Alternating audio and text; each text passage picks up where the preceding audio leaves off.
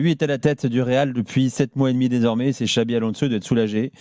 Il passera peut-être Noël finalement dans la capitale espagnole. Edgar, il est sûrement passé à 15 minutes de se faire virer dimanche soir Oui. chez Alaves, sauvé par un but de Rodrigo à la 76e minute de jeu. Sinon, on a revu un Real poussif, moyen, mais qui repousse le sursis au-dessus de la tête de son entraîneur.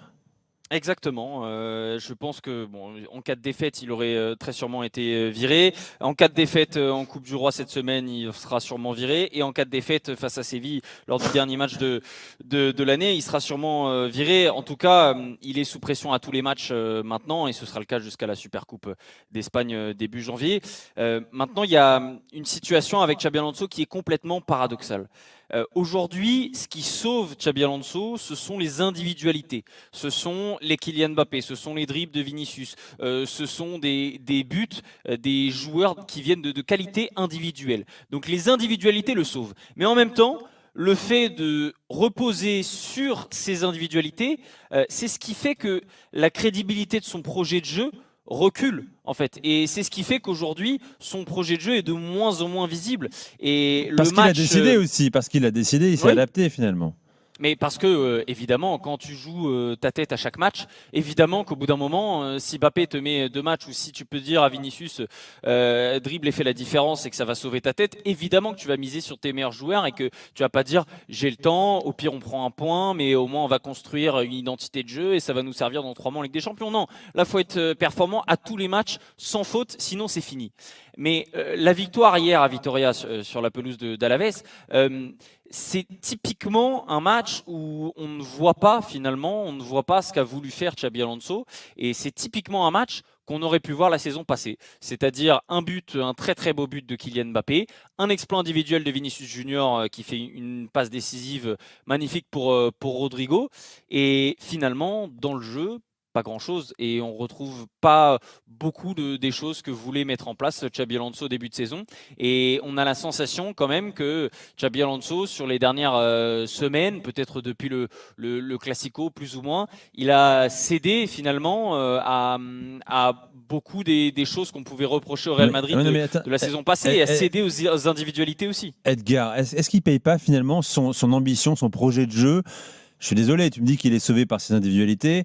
Je pense que Carlo Ancelotti, avec tout le respect qu'on lui doit pour son palmarès, n'avait pas un projet de jeu hyper défini non plus. Sauvé aussi à sa manière par ses individualités énormes, peut-être supérieures, plus expérimentées que celles dont dispose Xabi Alonso. Zidane également, et s'est appuyé sur ses individualités.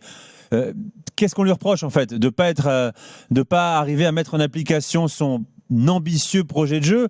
Parce qu'au final, le problème des individualités, quelque part, c'est un problème de tous les clubs. Si tes 4-5 meilleurs joueurs sont pas au niveau, ou sont au niveau, c'est grâce à toi ou pas grâce à toi, peu importe. Ça tient à ça aussi, une réussite d'une saison. Bien sûr, mais le Real Madrid n'a pas recruté Xabi Alonso pour faire du Zidane, pour faire du Ancelotti ou même pour faire du Mourinho.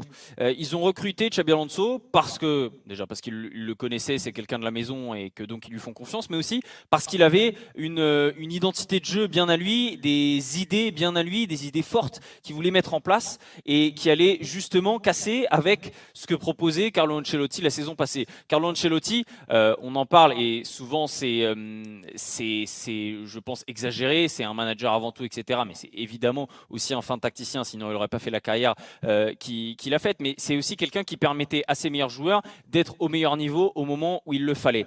Et cette fois-ci, on a misé avec Xabi Alonso du côté du Real Madrid sur un entraîneur qui, avant tout, allait proposer une identité.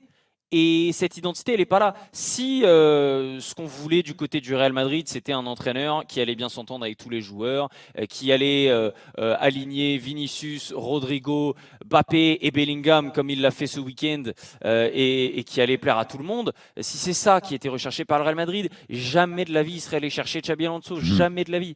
Et Xabi Alonso, ils sont allés le prendre pour autre chose. Et cette autre chose, on l'a vu sur les premiers mois, on ne le voit plus aujourd'hui. Et c'est pour ça qu'aujourd'hui, oui, les individualités le sauvent, mais sur le long terme, elles ne peuvent pas le sauver à jamais, parce qu'il y aura toujours cette frustration du côté de la direction de se dire on a recruté quelqu'un pour faire quelque chose et il n'est pas en train de faire ce qu'il nous avait promis et ce pourquoi on l'avait recruté. Pourquoi il le garde en fait? Parce que là, on a un mec là, qui a la tête sur le bio, qui attend de voir si la lame va trancher son coup. On l'attend au coin du bois. S'il perd contre Talavera en coupe, il saute. S'il gagne, il continue pour un match. S'il perd contre Séville, il saute. S'il gagne, on le verra début janvier. Enfin, à quoi bon le maintenir en place si tout le monde semble convaincu, vestiaire compris, une partie du vestiaire compris, et de la direction qu'il n'est pas l'homme de la situation? J'ai du mal à comprendre cette technique-là, cette philosophie-là, en fait, de dire prochain match, il perd, il saute. Si tu crois plus en lui, t'arrêtes. Tu peux pas travailler dans ces conditions-là, en fait. Si t'as pas la confiance de ta direction, d'un moment, tu peux pas construire quelque chose sur des mois et des mois. Je pense que si il gagne la Super Coupe d'Espagne, même s'ils sont pas favoris, ça lui donnera un vrai sursis et il pourra de nouveau commencer à travailler plus sereinement. Mais jusque-là, oui, c'est très compliqué de construire quelque chose. Et c'est aussi une question que tu as raison de poser cette question, Nico, parce que c'est une question que se posent beaucoup de journalistes espagnols, de se dire quel est l'intérêt de maintenir quelqu'un si tu laisses fuiter dans la presse aussi que Arbeloa est le prochain successeur ou alors que ce sera Solari. Quel est l'intérêt de laisser aussi fuiter dans la presse que à chaque match la guillotine peut tomber? Quel est l'intérêt de tout ça? À quel moment c'est productif? Maintenant, tu es le Real Madrid et tu es obligé de montrer qu'il y a une pression et tu peux pas virer les 11 joueurs, donc c'est plus facile de virer le coach. Mais quel est l'intérêt et comment tu peux travailler en tant que coach? Et moi, je me pose aussi la question, et c'est là aussi je me tourne vers vous dans les autres pays, est-ce qu'on voit très souvent des coachs être autant menacés, avoir leur poste autant menacé, et finalement réussir à complètement renverser la tendance et être performant? Je me souviens qu'Arteta, à certains moments, a été très très critiqué, et finalement, il arrive à être performant. Ruben Amorim, on a l'exemple aussi. Alors, je ne sais pas si ça allait aussi loin, Julien. C'est un contexte différent aussi. C'est un contexte différent. Manchester n'a pas tendance à lourder un coach en pleine saison aussi. Bon, en tout cas. Non, je pense que Maresca ça a été tendu la saison dernière, par exemple. Chelsea, c'est peut-être un moment, en tout cas un moment, ça a été le club qui se rapprochait le plus du Real dans le sens République des joueurs, en fait, le pouvoir des joueurs, le player power. Parce que si les joueurs n'étaient pas contents avec un entraîneur, ça allait directement à Abramovich, comme là, tu peux aller directement à Florentino, et derrière, ça sautait. Mais aujourd'hui, c'est déjà moins le cas déjà. Et puis, ça reste pas non plus quand même le Real Madrid. Le Real Madrid, c'est quand même assez unique à ce niveau-là. Non, mais oui, c'est vrai que c'est assez rare, des coachs tout proches d'un licenciement qui arrivent à se relancer, à relancer leur équipe. En tout cas, chez nous, on a Habib Bey avec Rennes, qui était même viré pendant 1 heure il y a un mois et demi et qui finalement est 5e de Ligue 1 aujourd'hui. Vous avez des exemples en tête ou pas? Le feuilleton est interminable, quoi. Daniel, tu as des exemples ou pas? Non, parce qu'il est viré, c'est tout. En Italie, ils n'ont pas beaucoup de patience. Ferguson à ses débuts à Manchester, ou même Wenger au début, c'était compliqué, Julien, à l'époque, on s'en souvient. Non, Arsène pas trop. Ouais, plus Ferguson, mais bon, c'était les années 80, c'était autre chose.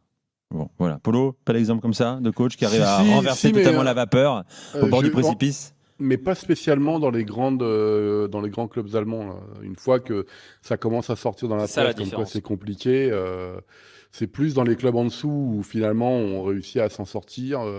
Mais comme ça, mais je suis sûr que j'ai plein d'exemples et tu vois, c'est là où la mémoire défaille.